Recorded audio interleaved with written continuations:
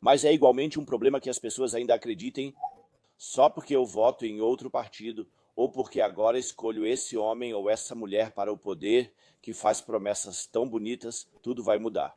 Não vai mudar, porque as estruturas do Estado de Direito, a mecânica da opinião pública, as ligações internacionais nos sistemas políticos, nos sistemas econômicos, nos ciclos financeiros, simplesmente são do jeito que são e não vão desaparecer só porque eu fui ousado no dia da eleição.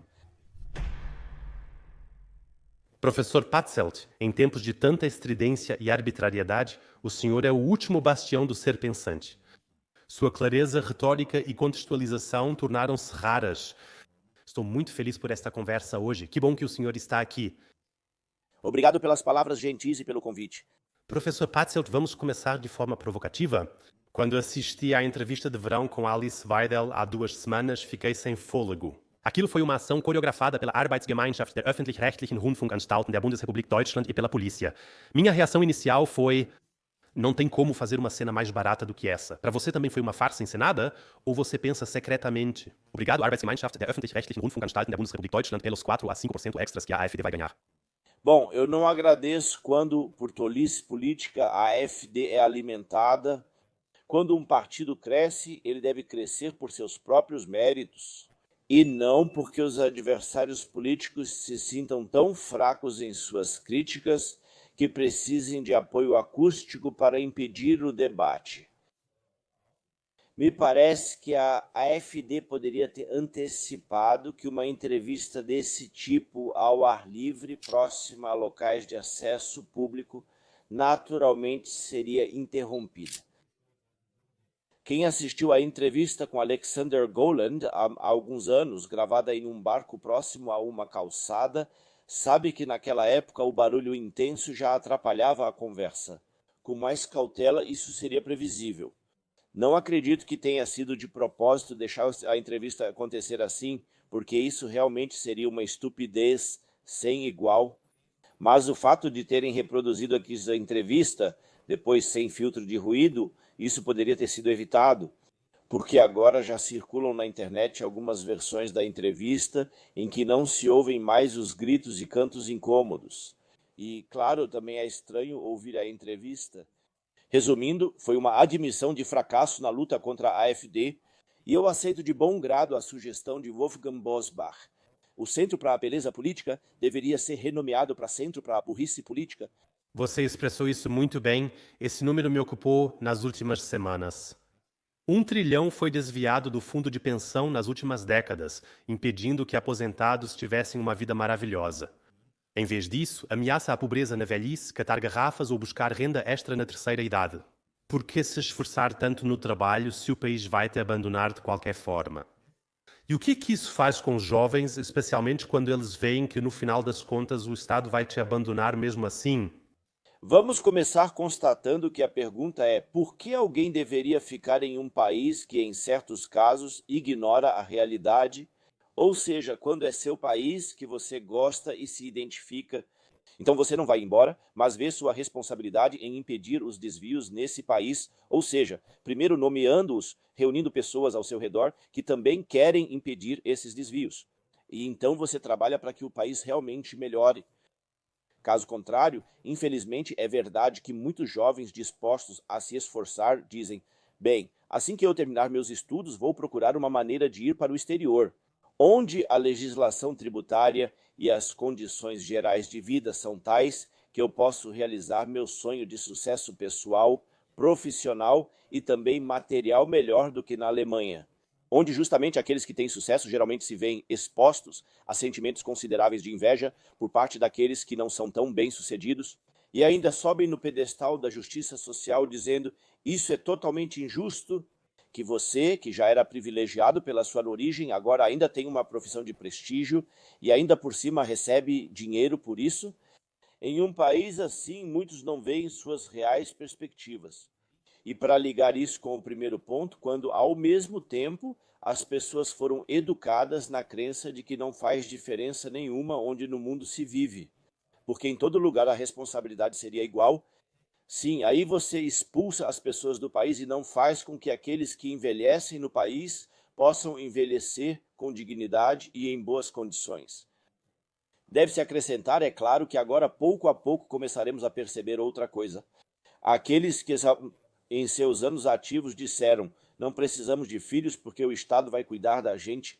Sim, eles sofrem ou de solidão na velhice, o que já é ruim o suficiente, mas sofrem cada vez mais também pelo fato de não receberem da próxima geração aquela ajuda que durante séculos era algo absolutamente natural em toda parte. Isso também mostra que seguimos o caminho errado ao transferir nossas responsabilidades pessoais para a entidade chamada Estado. Você disse que 300 mil pessoas qualificadas entre 25 e 55 anos deixam a Alemanha todo ano. Por outro lado, cerca de 500 a 600 mil pessoas entram nos sistemas de assistência social, geralmente sem qualificação. Esses números são do Departamento Federal de Estatísticas, não da AfD. Estamos indo contra a parede com tudo isso? É que muitos desvios acabaram acontecendo, em parte por boa vontade e pela típica postura de laissez-faire. Achavam que não seria tão ruim assim e que conseguiríamos aguentar. E em parte também porque algumas pessoas realmente queriam mudar o país. Vários estados trabalharam durante décadas por revoluções socialistas, porque acreditavam que isso melhoraria a vida das pessoas. Não melhorou. Há muito tempo, em nosso país, trabalha-se para que a Alemanha se torne uma sociedade multiétnica e multicultural, pois no fim, cultura alemã nem existe. E além disso, as pessoas na Alemanha seriam muito mais bonitas se, digamos, muito mais casamentos mistos com imigrantes tivessem produzido crianças de cor, por assim dizer. Eu exagero isso de forma um pouco irônica e sarcástica, mas também foi algo buscado por muito tempo, de modo que aquela coesão social já não é mais algo garantido. Ao dizer, não somos só indivíduos com direitos próprios, mas também uma comunidade que compartilha e deseja solidariedade. E onde precisamos garantir que pessoas qualificadas venham para o país e não o deixem, e que dentro do país devemos formar da melhor maneira possível todos aqueles que um dia podem se tornar pessoas qualificadas. Então, temos um laissez-faire em relação ao descaso com o sistema educacional, temos intenção na mudança da composição da sociedade sem um correspondente esforço de integração. E, consequentemente, estamos caminhando para problemas que podem ser descritos de forma contundente, assim como você fez. O país está indo à ruína. Não acho que alguém faça isso de propósito, mas algumas pessoas são tão cegas e ideologicamente obstinadas que ignoram avisos que já existem há muito tempo e tentam excluir aqueles que alertam, chamando-os de pessimistas, racistas ou dizendo que são burros demais para este mundo e assim por diante. Professor Patzelt, o senhor acha que essa fragmentação é politicamente desejada? Porque tudo o que nos une como religião, rituais, gêneros, família e tradições está cada vez mais condenado? Me parece que isso já foi desejado politicamente ou culturalmente. A compreensão de que cada indivíduo tem certos direitos também precisa de uma atenção específica e que o indivíduo não deve se perder no coletivo. Algo como: você não é nada, sua classe, seu povo ou sua comunidade social é tudo. E isso já é uma correção útil em comparação com ideias coletivistas anteriores. Mas eu acredito, não colocado nesse contexto, que ninguém neste país realmente quer dividir essa sociedade, despedaçá-la ou incitar partes da sociedade umas contra as outras. Parece-me mais que aqueles que moldaram este país por décadas, porque exerceram a hegemonia cultural, agora respondem a qualquer tentativa de questionar sua hegemonia com fortes atividades de exclusão. De modo que agora grande parte das pessoas do país, que vivem normalmente e de forma razoável, assim como suas famílias e círculos sociais têm vivido há décadas, de repente se encontram em uma posição marginalizada. Eles seriam, na verdade, radicais e extremistas, embora tenham mantido sua posição. E essa luta contra os descrentes, contra os desviantes do que é considerado politicamente correto, de excluir os politicamente ou de alguma forma incorretos, Isso contribui significativamente para aquelas tendências de divisão em nossa sociedade que você mencionou no início da sua pergunta. Seu colega da Baviera, professor Pat Selt, está interessado no software de integração de dados Palantir. Fiquei sem fôlego por um momento. É um software que integra fluxos financeiros, perfis, redes sociais e biometria. Estamos realmente falando de segurança ou estamos falando de um sistema de crédito social alemão, só que embalado de uma forma diferente? Isso também parece ser uma ação orquestrada em todo o mundo. Atualmente, 150 países já participam desses esforços de digitalização. Sim, isso é uma coisa complicada. Por um lado, para um individualista como eu, tudo isso me deixa de cabelo em pé quando. E pode ser também uma mulher, em muitos casos, quando ele ou ela tem a impressão de que a liberdade pessoal, inclusive de se mover anonimamente, não é mais permitida, mas que tudo deve ser transparente. Além disso, ainda nos é imposto supor que o Estado, que coleta e cruza esses dados, nunca os utilizaria com intenção maliciosa ou de má fé. Porque sou uma pessoa decente, não tenho nada a esconder. Assim, qualquer um pode saber quanto dinheiro eu saco, onde, como e para onde viajo nas férias. Eu não tenho nada a esconder. A ideia de que o cidadão não tem nada a esconder e que isso virou obrigação. O cidadão deve se expor ao Estado em todas as ações, se não é visto como ameaça à segurança. Isso já nos leva a um admirável mundo novo, nada bonito. E em sistemas políticos que, digamos, na tradição confucionista, acreditam que um Estado, quando é governado pelos bons, pelos sábios, pelos corretos, fará o melhor possível com os dados da população, garantindo assim a harmonia social e de outros tipos. Ou seja, que o mundo se tornará especialmente belo se os responsáveis políticos realmente souberem de tudo o que acontece no país e puderem intervir a tempo para regular as coisas. Sim, isso é a crença no ditador benevolente, é a crença na bênção que uma ditadura bem conduzida pode trazer, e nós na Europa não deveríamos adotar essa crença. Toda a experiência histórica mostra que, quando o Estado nos observa demais, sabe demais sobre nós e tenta nos educar de forma muito intensa, dificilmente algo realmente bom sai disso. Na Alemanha, sempre olhamos com arrogância para os chineses atrasados e antidemocráticos. Mas no fundo são os mesmos princípios, só que introduzidos de forma silenciosa e pérfida por trás. Pode-se colocar dessa forma. No caso chinês, eu sempre tento ser especialmente justo. Esse é simplesmente o princípio orientador da prática de governo chinesa, desde que existe a China como um Estado unificado ou como uma cultura unificada. Ou seja, desde 1500 a.C., desde a dinastia Shang, e esse é o princípio orientador do Estado chinês, desde que o pensamento confucionista se estabeleceu a partir do quarto ou terceiro século antes de Cristo, que o Estado deve viver em harmonia e que é tarefa dos líderes políticos garantir essa harmonia. Se quero garantir harmonia como responsável, autoridade política, mais velho, mais sábio e, sobretudo, como homem, preciso saber o que mulheres menos sábios e subordinados pensam. Então, nos contextos tradicionais e culturais chineses, isso tem um valor diferente do que nos contextos culturais europeus, onde sempre destacamos o indivíduo desde os tempos gregos, onde sempre lutamos, em todas as lutas europeias ou ocidentais, pela liberdade, para que o Estado não se torne invasivo. Desde o triunfo do cristianismo no dualismo ocidental, estamos acostumados com a ideia de que o Estado não deve administrar as almas e que a Igreja, responsável por elas, não deve exercer poder estatal. Ou seja, em nossa cultura, em nosso círculo cultural, essa vigilância estatal de segurança, esses pontos de crédito social que são concedidos por bom comportamento, têm um significado completamente diferente.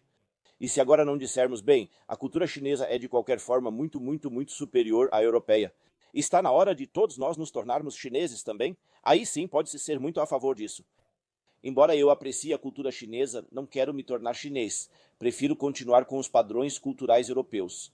E é aí que o indivíduo e sua liberdade devem estar no centro do pensamento político e da organização do Estado. Muitos nos assistem e pensam: meu Deus, vocês estão criando uma versão totalmente distópica e negativa. Nos dê um pouco de esperança antes que alguém queira se enterrar vivo.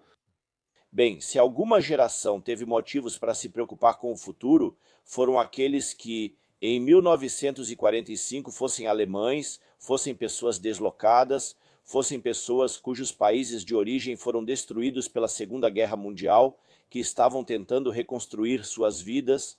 E o que essas pessoas fizeram em 1945? Ficaram se lamentando. Bem, com certeza também fizeram isso. Quanto mais culpado alguém era por essas maldades, mais sentia isso internamente, mesmo sem demonstrar. Mas eles começaram a reconstruir tudo. Acima de tudo, eles trouxeram crianças ao mundo. Eles não perderam a esperança de dias melhores. E surgiram culturas muito produtivas e livres, ou seja, assim que uma geração mimada, ou até duas gerações e meia mimadas, deixarem de lado sua lamentação e pararem de dizer: ah, tudo vai ficar terrível, vai ficar insuportavelmente quente e não se pode mais confiar em ninguém. E neste país nada vai dar certo mesmo. A economia não se desenvolve, a democracia foi jogada fora, não se pode reformar nada assim que essas gerações, uma e meia até duas, superarem sua lamentação e, ao mesmo tempo, não caírem em uma agressividade barata. Tudo está errado e precisamos ir para as barricadas. Assim que eles disserem: bem, vamos simplesmente colaborar, começando gradualmente a melhorar as coisas em nosso próprio círculo de atuação, então uma espiral de reformas vai se espalhar pelo país. E, consequentemente, sempre vale a pena enxergar os grandes problemas, pois, do contrário, navegamos às cegas pelos oceanos deste mundo. Mas na área em que o indivíduo assume responsabilidade e pode fazer a diferença, realmente deve buscar encorajamento e autoempoderamento, e é exatamente isso que eu sempre entendi como o meu papel. Você acabou de expressar isso muito bem, e aqui o mantra no Conheça Seu Mentor não é confiar no revolucionário nem no politicamente correto, mas sim confiar em si mesmo. Esse é o verdadeiro ato de rebeldia. Você não pode mais ser manipulado ou seduzido. Isso leva, no melhor dos sentidos, a uma liberdade interior, a uma liberdade financeira. E então você também não precisa participar desse espetáculo todo coreografado envolvendo todos os partidos. Com empoderamento pessoal é possível dizer: não preciso entrar nisso agora. Deixo o meu celular de lado por 2 semanas e vou para a floresta ou fico com minha família. Não há nada de errado em acreditar em si mesmo e confiar no próprio julgamento, e esse mas é importante. Você precisa investir antes e durante o processo sempre de novo. Preciso treinar meu próprio conhecimento, meu próprio pensamento, meus próprios padrões e meus próprios critérios com base no que outras pessoas inteligentes pensaram e nas experiências históricas. Então, alguém que se formou historicamente, eticamente, politicamente, para essa pessoa, o que vocês dizem se aplica totalmente. Mas é preciso alertar as pessoas de que, só porque começaram a pensar, não significa que isso já seja suficiente para dar conta de tudo em uma situação tão complicada como a nossa. Sim, claro, pode jogar o celular fora, mas não faz mal não jogar os livros fora, e sim lê-los, especialmente nos momentos sem celular. Sabe, professor Patzelt, eu já votei em todos os partidos lá fora, inclusive na FD, e tenho a sensação de que nada muda lá fora de qualquer jeito. Quando partidos assumem o poder, acabam corrompidos ou ficam apenas ocupados em se manter no poder e esquecem por que realmente começaram tudo isso. E se você olhar para um Donald Trump, ele entrou na disputa e muitas pessoas desse movimento Make America Great Again também tinham uma grande centelha de esperança de que esse revolucionário político, em combinação com Musk, que traz visibilidade e dinheiro, realmente mudaria algo para melhor. 8 meses depois, todos admitem com resignação: a corrupção agora é celebrada mundialmente, antes discutida silenciosamente em Davos ou em quartos dos fundos. Realmente nada mudou no sistema. Você concorda? Eu entendo a frustração quando, apesar dos esforços e das promessas dos políticos eleitos depois, tão pouca coisa realmente muda. Mas é preciso acrescentar pelo menos duas coisas. Uma coisa é que, em uma democracia com separação de poderes, tudo é estruturado para que uma pessoa só não consiga mudar muito. Mesmo um partido novo no poder não pode mudar muito. Esse é o motivo de não entrarmos em pânico antes das eleições, por isso afirmamos que, independentemente do resultado, a vida essencialmente seguirá como sempre. E isso é algo bom, mas, é claro, o outro lado disso é que nada de significativo vai mudar em pouco tempo. E aqui, em segundo lugar, Isso é uma deficiência? Na disputa política, tornou-se comum que os políticos, para serem eleitos, prometam muito mais do que podem cumprir. E então acabam fazendo uma bagunça, para citar Franz Josef Strauss, em vez de realmente reformar o país para melhor. Mas também é um problema que ainda acreditem. Só porque eu voto em outro partido, ou porque agora escolho esse homem ou essa mulher para o poder, que faz promessas tão bonitas, tudo vai mudar. Nada vai mudar, porque as estruturas do Estado de Direito, a mecânica da opinião pública, as ligações internacionais nos sistemas políticos, nos sistemas econômicos, nos ciclos financeiros, simplesmente são do jeito que são. E não vão desaparecer só porque eu fui ousado no dia da eleição. Nesse ponto, seria bom se, principalmente, a população frustrada investigasse as razões da sua frustração e quisesse reconhecer que, de vez em quando, a culpa é dela mesma, porque as pessoas alimentam esperanças de mudanças maiores do que são realistas e não percebem claramente o suficiente que o atrativo de uma sociedade livre está no fato de que se pode presumir no próximo ano, durante o verão ou no próximo Natal, basicamente tudo vai funcionar do mesmo jeito que agora, só que com alguns pontos importantes diferentes e, espero, melhores. Em Canadá, Austrália e Dubai, professor Patzelt, isso é claro e regulamentado. Sem qualificação ou capital, não se entra. A migração lá ocorre discretamente. Achei o termo da FD muito forte na época. Mesmo sabendo, é claro que, por causa da história, isso tem um certo peso, mas agora, independentemente disso. Achei ele claro e emocional, dava para identificar. Agora a AfD retirou o termo do programa eleitoral e, na minha opinião, ficou tão genérica quanto os outros partidos. O que está sendo preparado concretamente? Isso já são indícios de uma coalizão entre a União Democrata Cristã e a AfD. Vamos começar constatando que quando ocorre imigração, ou seja, entrada de pessoas em um país, quem já vive há mais tempo no país também tem direito de emigrar, como dissemos antes. Então também deve ser considerado algo normal que pessoas que imigraram para um país, mas não conseguiram se estabelecer direito lá, que essas pessoas, pelo menos teoricamente, um dia possam voltar para seus próprios países. E então a remigração não é nada além da imigração vista de forma inversa, que se pode com termos, que se prende tanto à disputa por termos, em vez de às posições políticas, às visões políticas. Isso é um desvio que temos há muitos anos no nosso comportamento de discurso político. Os termos não são culpados nem inocentes, por isso não faz sentido persegui-los. São os argumentos e as intenções nos quais o uso dos termos está inserido que tornam algo culpado ou inocente.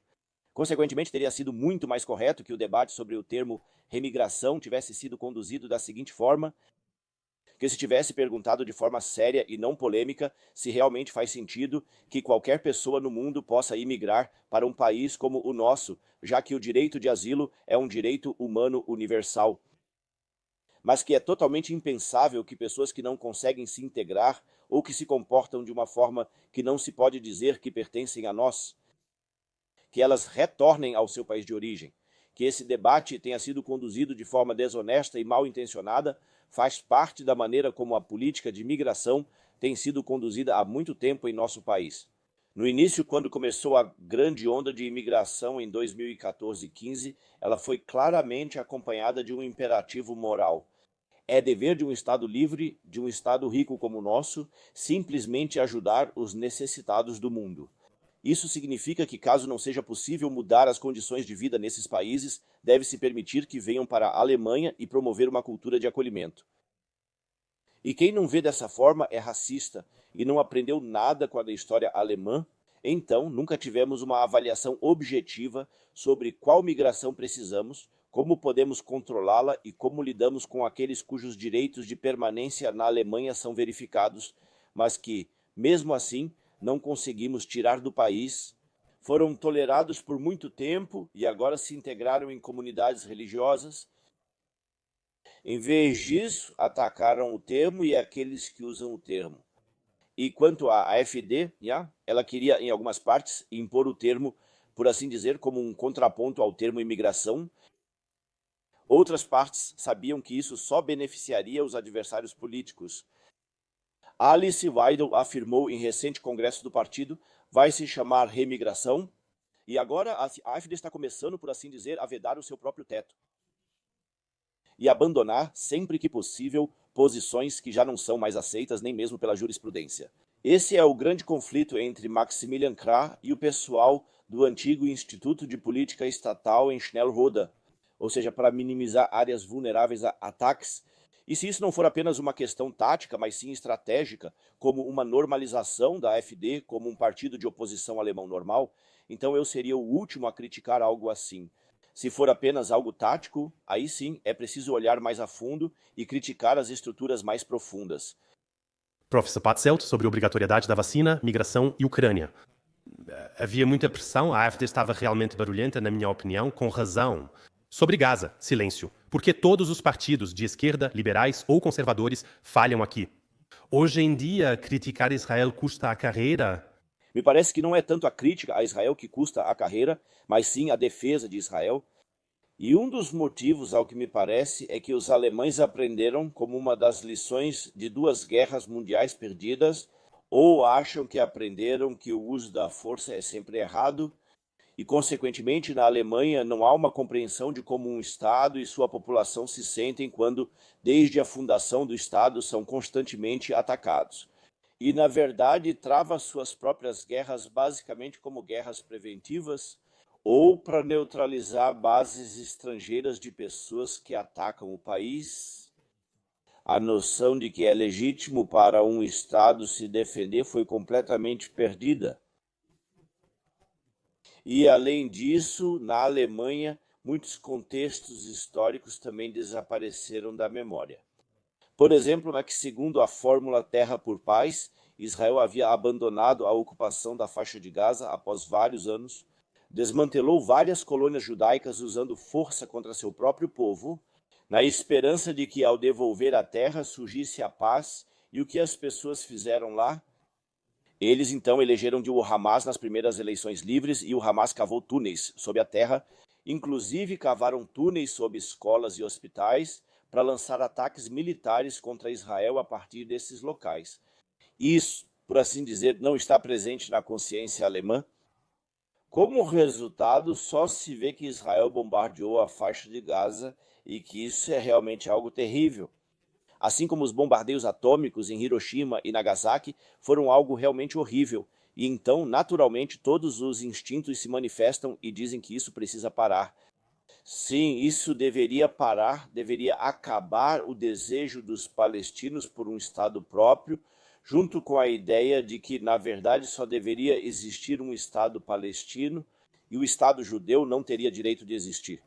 Essas conexões quase nunca são discutidas na política, pois quem fala sobre elas acaba associado a pessoas que agem tão mal quanto, e falo isso sarcasticamente, como os alemães na Primeira Guerra Mundial, quando ocuparam a Bélgica, e como os alemães devastaram a Polônia e a Rússia. Assim, o alemão decente deve ter aprendido chega é chega, e os israelenses, porque eles também usam pastores alemães de vez em quando, esses são, na verdade, os novos nazistas, e quem quiser resistir aos nazistas faz isso melhor agora contra os nazistas judeus. Espero que a ironia, o sarcasmo e também a profunda indignação que sinto com essas coisas fiquem claros nas minhas frases. Então, eu estive realmente muito emotivo nos últimos meses. 120 mil crianças e mulheres. Eu mesmo sou pai de uma filha pequena que foram massacradas. Gaza foi arrasada até o chão. Claro que tudo isso é muito complexo, senão provavelmente estaríamos sentados aqui recebendo um prêmio Nobel da Paz. Claro que muito mais países árabes também precisam se envolver de alguma forma e desenvolver uma visão para toda essa região. Mas, em algum lugar, políticos alemães se posicionam sem dizer Alemanha em primeiro lugar, nem que precisamos priorizar a Alemanha. E precisaríamos manter todos os recursos aqui. Mas nós fornecemos todas as armas de precisão que, no final das contas, contribuíram de alguma forma para todo esse massacre. E eu acho muito estranho o fato de que todos os políticos alemães realmente se abstiveram completamente aqui. E, de modo geral, toda a política de imigração, já discutimos todos os imigrantes, e aqui o contexto também é ignorado. Nós nos envolvemos de alguma forma em todas essas guerras de agressão na Síria, no Afeganistão, no Iraque. Recentemente, um ministro da Defesa afirmou: A liberdade da Alemanha deve ser defendida no Hindu Kush. Alguns políticos da AfD pensam assim. Maximilian Krah, por exemplo, disse: Nossa política externa é desastrosa e contribuiu para o sofrimento e destruição das bases de vida de muitos. Mas isso é completamente deixado de fora do debate público e agem como se os estrangeiros que vêm para cá fossem um fenômeno natural, que de repente batem às portas da Alemanha. Só que isso também foi causado, de certa forma, não por nós dois, nem pelo padeiro da esquina, mas pelos nossos políticos que mandaram nossos soldados para lá. Sim, é isso mesmo, e ainda falta algo doloroso. O que a política ocidental fez muitas vezes foi destruir estruturas estabelecidas que funcionavam mais ou menos, autoritárias e autocráticas. Na Alemanha, a alegria foi imensa quando o regime de Gaddafi na Líbia caiu, porque agora finalmente vai haver paz. E na Tunísia começa a Primavera Árabe e a democracia será implementada em todos os lugares. Assim, Assad deve deixar a Síria, nós o enfrentamos. A ideia de que, de vez em quando, dadas certas condições culturais e históricas, o governo autocrático é o único que funciona, mesmo que não seja um governo legal, democrático e muitas vezes viole os direitos humanos. Essa percepção é amarga. E porque muitas guerras ocidentais também foram travadas por esse motivo, ou entregas de armas ou apoio a insurgentes foram feitos para derrubar sistemas autocráticos, com a crença predominante de que, se todo o mundo for democrático, não haverá mais guerras. O que talvez até seja verdade, talvez não. Ainda não podemos testar isso porque existem muitas não-democracias. Mas, justamente porque havia a crença de que bastava destruir regimes autoritários para criar algo melhor, foi feita uma política externa terrivelmente equivocada. E claro que, especialmente no mundo árabe, essa política externa equivocada, que começou com a alegria pela queda de Gaddafi e continuou na luta contra o ditador sírio e cujo antecedente também inclui a guerra dos americanos contra o Iraque. Como as coisas são assim, a situação foi adiada, há muita corresponsabilidade ocidental em tudo isso, e aí os políticos tendem a evitar grandes explicações sistemáticas como as que nós dois podemos nos dar ao luxo de fazer aqui. Como político não poderia fazer isso em um discurso em uma tenda de cerveja. E é por isso que, em público, uma imagem muito simplificada é apresentada. E quando Maximilian Krah diz aqui que nossa política externa é um desastre, é preciso dizer, onde alguém tem razão, não importa se você concorda com ele em outras coisas ou não. Professor Patzelt, posso fazer uma pergunta pessoal? Sempre. Você é religioso? Sim, sou, e isso me faz bem.